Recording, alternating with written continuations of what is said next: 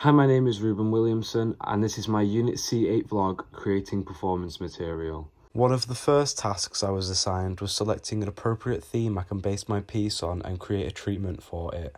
We were initially instructed to create 3 ideas and settle on one which we could expand and develop fully in our trios. I had multiple ideas which were interesting in their own ways, however I decided to settle on the theme that I believed could be fully expanded and utilised with the addition of my 2 dancers which share a similar technique-based background to myself. My piece is entitled Humanity and follows the development of a story of a humanitarian breakthrough by 3 complex machines lost in the systems of their programming. The realization of their hidden humanity is met with anger and confusion, but towards the end is understood by the 3 and harnessed for themselves and their own personal gain. They find a beauty in the discovery of the human traits they never had access to. By the end, we learn to appreciate this beauty we have been given and accept it for what it is. I want me, Amelie and Molly to physically appear very neutral clothing-wise, with regular/oversized navy blue clothing, light makeup and a clean hairstyle put back into a mid-length ponytail. I would also like my dancers to have black electrical tape in neat placement on their arms/legs to try and push my character that we are somewhat robotic and animatronic. Something that greatly inspired my theme was the first song I include, titled Cup of Humanity. The effective electronical basses and unique sounds made the vision of this sharp, minimalistic section come to life in my head. It inspired me to begin creating, and this song sets the tone for the piece entirely. However, the second song I use is a drastic contrast in genre and structure. However, each song possesses a certain underlying element of uncertainty and mystery. I also added my own sound effects to add ambience and to smoothen the transitions through the songs. A recurring sound I used to signify the process of the narrative was a steady heartbeat sound to gradually transition into the second song, whilst giving this new song a meaning instead of just having a quick transition. Originally, I had chosen a different song for the second half of the piece. Although I really enjoyed this song and the vision it gave me as a piece, it posed incredibly difficult to choreograph due to it being extremely complicated sonically, and when being realistic I realised I'd greatly struggle in getting to the end of this piece in time whilst remaining a high standard of ideas and choreography. As well as this, when listening to the song I envisioned, much sharper, intense, commercial-like movement, which when considering my trio was massively lyrical and contemporary leaning, I realised it would not showcase my dancers to the best of their ability. My decision to swap the songs massively helped me in my progress in my piece and gain more inspiration in my choreography. I was greatly motivated with creating a piece that is not too heavily intensive movement-wise. I wanted to create something extremely organic and human, with the large amount of my piece being each dancer individually discovering themselves and possessing their own solo choreography in the way their body naturally moves. This is developed in the second act of my piece, which is a stark juxtaposition to the beginning 30 seconds, which are uniform, clean, and in time with each other. I am greatly inspired by the 2 contemporary choreographers Emilia Lerice and Ethan Colangelo. Emilia Lerice uses unique artistic scenes by using incredibly organic and natural body movements that aren't too stylized to be impressive or extra. The movement is extremely social and casual, however it moves the watcher and has a sense of comfortableness and vulnerability, and it is open to individual interpretation, which I am extremely fascinated by. Ethan Colangelo shares aspects similar to Lerice, however he incorporates much more use of the dancer's talents such as strength, control and flexibility, whilst also adding flips, turns and tricks.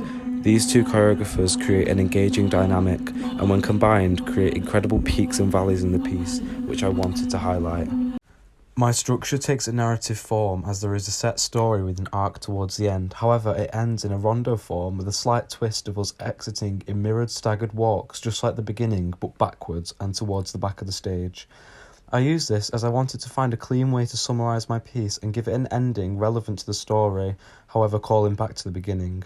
We are still these machine-like creatures, however, now we have gained our sense of self-awareness, we reclaimed our entrance and replicated it in our own singular and individual ways. This is stylised through the fluidity and the carefree walks closing the piece. In my first week of rehearsal, I was missing Amelie, one of my dancers, so I dedicated this time to creating the introduction of my choreography, so when I had a full group I could begin teaching with pre-made choreography, which could catch me up quicker as I wasn't able to teach in this first week. Some techniques I wanted to display from the beginning were sharp dynamics quickly contrasting with smoother, more fluid movement to show an ability to be versatile in the choreography and knowledge of the movements. I have further explored the theme as due to this week me being individually settling on the introduction, it has allowed me to think deeply on the theme of my piece and how I wish to convey the storylines within the movement, as the introduction is crucial to set the tone I wish for the piece. Having this independent time to create, it has allowed me to refine my workings and settle on the most appropriate and effective choreography that settles in nicely and allowed me to cohesively add on further when the time will come to progress in the piece with a full cast. I wanted the opening section to be extremely complex, with multiple subtle and quick canons featured with extreme musicality, hitting every piece of sound in the song. However, when receiving feedback on one of my dancers that was present in the rehearsal, they explained that hearing these subtle musical elements needed to perform to the canons and choreography was extremely difficult, and in return, I made the beginning look messy and unstructured. When taking this into account, I made the decision to alter it and simplify it for the sake of cleanliness and effectiveness rather than creating unnecessary complexity that would get lost.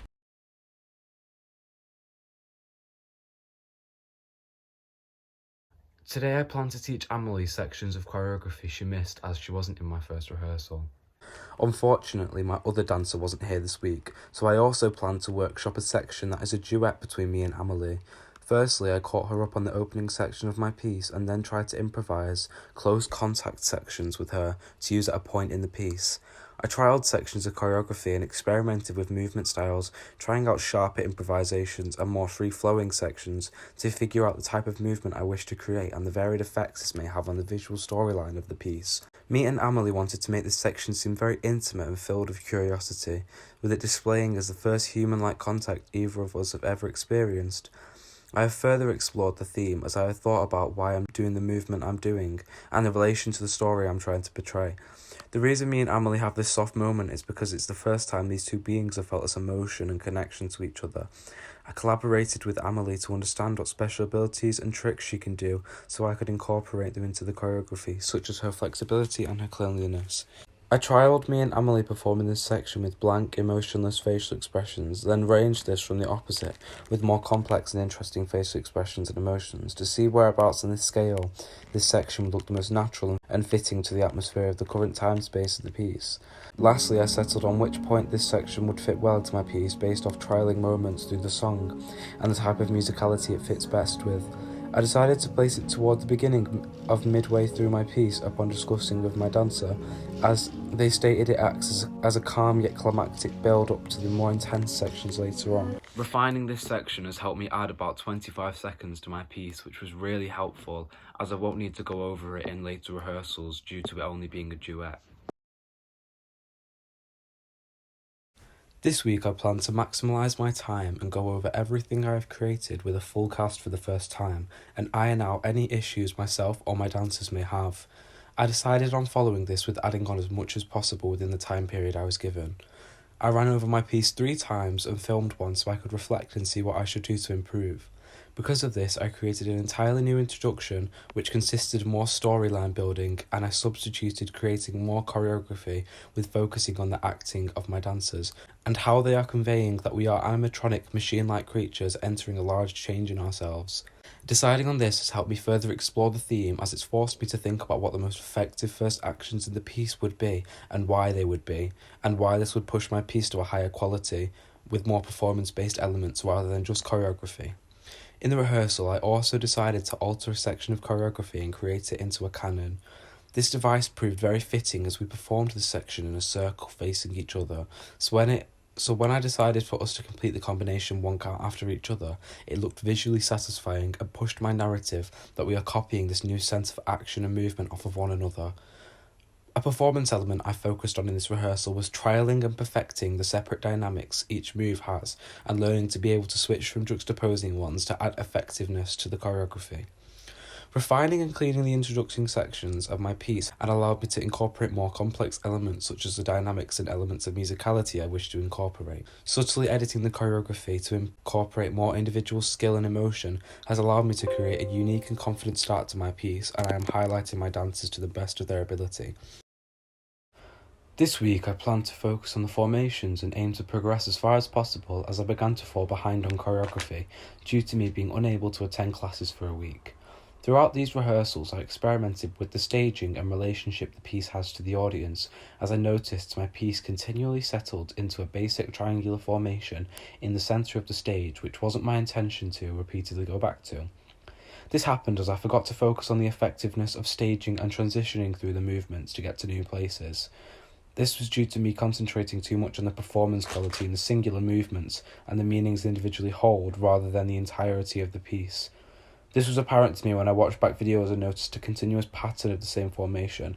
I decided to alter some sections and add spacing changes and more usage of the stage, as due to there only being 3 of us, we can maximise the space much more than what I was doing. Upon doing this, it began to make the piece a lot more thought through and complex.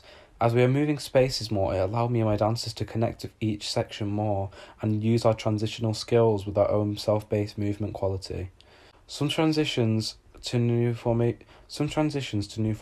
appeared sometimes too fast, and my dancers weren't getting to the place that I've set them in time, which was easily rectified once it was raised that they were unable to. I removed one of my formations as it proved impossible to reach the new spacing with the timing we are given and to continue with the choreography. At another moment in the piece there seemed to be traffic, which was easily rectified when I added an extra 4 counts to transition and secured specific paths each person could take. Refining this quality makes the piece look a lot more skilled and shows an extra level of quality and care I put into it. This week I plan to focus on the projection of the piece and setting specific featured moments that I intend to highlight to maximise the effectivity of the piece. I focused on the dancers' relationships with each other and when they should be interacting in certain moments, and what effect this has on the movement and its intention. I experimented with where their eye line should be in moments and what changes this gives the piece. For example, I trialled the dancers looking straight down near the beginning of the piece, and then I trialled them looking up and leaving their head facing upwards to the audience, and decided which one is more effective. I decided on looking down, as it signifies my aims to portray we are run-down machines, and it contrasts to later on in the piece where we become more humanised, with our heads and necks reacting naturally to the moves of music. Doing this has helped me connect with the material, as it's forcing me to think about what every single part of my body is doing and the message it conveys. This assists the narrative of the story, as it adds to the overall piece's aims to tell a compelling narrative. This has helped me refine my work, as I've reflected on what works the most effectively and have edited choreography to assist my aims of focusing on the projection. This has worked well, however, this lesson has shown me how easy it is to forget some of the most crucial elements of a piece. The performance factors, creating intent and emotion through the facial body language of a dancer, is crucial and just as important as the choreography. Throughout these few weeks, I had a lot of time out of classes due to external reasons. Therefore, through these weeks, I solely focused on completing my piece, as I realised that compared to my other classmates, I had a lot less of my piece taught, which was becoming a worry of mine that when I come back I wouldn't have enough time to complete it. Within these classes, I had explored the ending of the piece and the result I wished it to reach with the narrative in mind. I wanted it to be able to quickly transition in and out of moments of unison, with individual moments where the dancers were all performing separately in their own worlds. I used static repetition to run over the new sections I'd made to ensure my dancers and myself knew exactly what they should be doing at all times.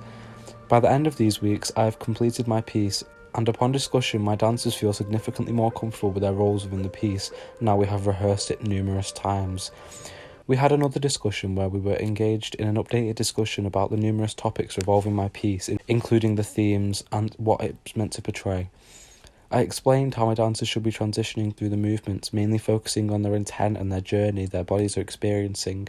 I want this piece to be fully flowing through the parts and to seamlessly transition through each section to reach the end. Running the piece, now we have completed it, has massively benefited me and my dancers, as the choreography feels extremely more comfortable and familiar with all 3 of us. This week I decided to run my piece without myself participating and give my dancers corrections to see if there's any issues I need to iron out. Firstly, we performed once as a whole, and then I watched my dancers perform multiple times without me so I could witness from an outside perspective. Watching the piece made me further think about how the narrative stays relevant and true to my stimuli and ideas. One thing I noticed was a lack of clear dynamics in relation to the movements and the music. For example, in the musicality there are extremely diverse sections which greatly contrast in intensity and mood, which needs a clear and correct accompanying movement dynamics. There is a section before the explosive chorus which requires extremely soft and gently approached dynamics, and straight after it sharply transitions into the chorus, which is loud and bombastic. After watching my dancers, I had given them each a few corrections and a few tips that I think could greatly benefit them in my piece. And now I feel mentally a lot more at ease with my piece, as it's reassured myself that all my ideas have suited well with my narrative and every moment is thoroughly thought out, with little to no moments where we aren't completing set staging or choreography. And in the moments where the movement is self-directed, my dancers and myself are cohesive and they are fitting in perfectly to my piece. This week it was our costume run, which I was extremely excited about, as it was interesting to see my piece come to life with the addition of the costumes, and I can see if there's any issues or changes I would like to make. I explained to my dancers my costume brief. I had changed my mind from the navy blue. I had decided on a beige/brown monochromatic outfit style, with varying different styles and fits. I asked my dancers to come in with some ideas they have in mind that they would wear, so I wasn't limited to a single outfit. We helped each other and assisted each other with clothes if needed, and the result was perfectly what I had hoped for. Each one of us appeared with different fabrics, silhouettes and patterns, yet we all contrived under the same blanket concept. Each one of us has a different shade of colour highlighted, which wasn't my initial plan, however it naturally came to show, and I decided to infuse that into my story and use it to my advantage. We are all beings of the same nature, shown with the colour and overall stylisation of social or casual type of clothing. However, we all have our singular differences with the clothing itself and the colour. Emily naturally presented with a light beige slim top and baggy parachute pants. I appeared with dark beige pants and a t-shirt, and Molly appeared with dark brown cycling shorts and an oversized dark shirt. We then ran the piece numerous times to ensure there was no costume-related issues, which thankfully there were not. These costumes were reminiscent of Ethan Colangelo's costumes, with the plain colours in varying sizes and fits, so I was happy that I managed to reference external choreographical inspiration once again. In our final week, it was time to perform my piece. Instead of just cleaning my choreography, I decided to take more of a conversational approach to our last rehearsals. I wanted myself and my dancers to feel 100% mentally and physically comfortable with all the choreography and staging I have given to them, and I believe my dancers are ready to perform. I walked through the piece with them, explaining the different staging and formations, relating from the audience's perspective and from our own staging perspectives, to avoid any issues that could arise from somebody being in the wrong place or traffic. We discussed the levels I wished them to reach at certain moments and the reason as to why I chose these. Along with it, for the last time, I asked if there were any issues or concerns regarding my choreography or narrative. One of my dancers expressed that she was struggling with the timing towards the ending sections of the piece, and she couldn't hear it in the music. This was due to, in this particular moment, I can trust my dancers' abilities to count their own counts, as it's not present in the music. However, I wanted this section to be in as unison as possible. I went over it with her numerous times until she felt confident and comfortable. After going over everything for the last time, it was time to perform. This is my piece entitled Humanity.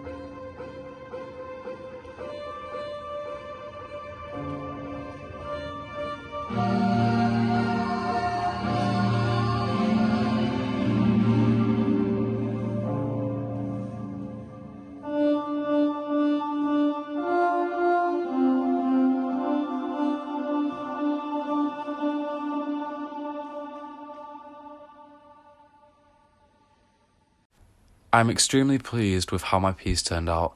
There were issues such as minor spacing and timing problems, however, I don't believe this took away from any aspect of my piece.